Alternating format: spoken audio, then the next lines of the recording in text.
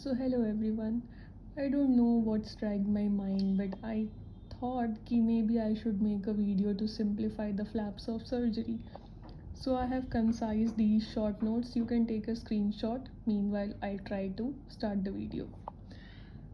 So ये जो flaps होते हैं ना, इनके पास blood supply होता है. So they are better than grafts. Grafts, as you know, they don't have their own blood supply.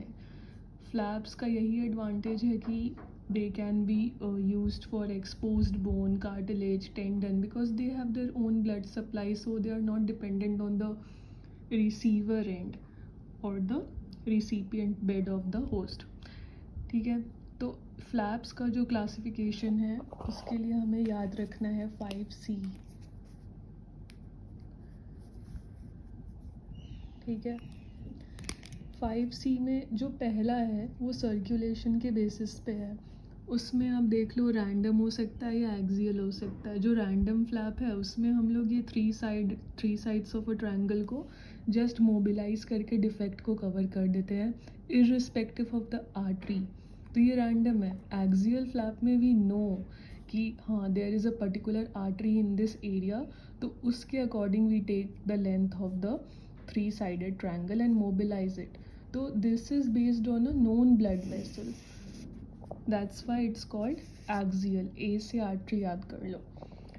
Next C is composition.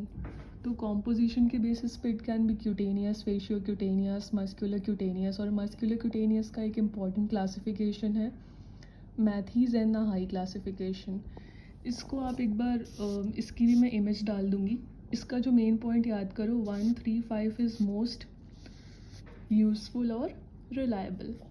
Okay, अब ऑन द बेसिस ऑफ कॉन्टिग्विटी, तो कॉन्टिग्विटी के बेसिस पे ये लोकल, रीजनल या distant हो सकता है. लोकल यानी बस एडजेसेंट स्ट्रक्चर से लिया है.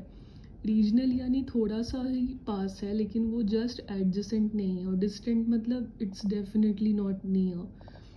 तो कंटूर के बेसिस पे अब है एडवांसमेंट एंड रोटेशनल.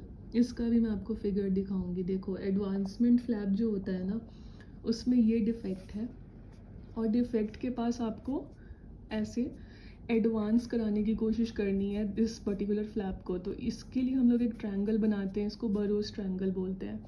तो boroughs triangle is seen in advancement flap. और कुछ ऐसा ही रोटेशनल फ्लैप है बट उसमें सेमी सर्कुलर हमारा फ्लैप होता है और ये डिफेक्ट है. इसको 180 डिग्री घुमा के इस डिफेक्ट को कवर कर देता है. तो कंटूर के बेसिस पे ये एडवांसमेंट और रोटेशनल हो गया. कंडीशनिंग के बेसिस पे ये विथ और विदाउट डीले हो सकता है. ठीक है, अब है आइलैंड फ्लैप.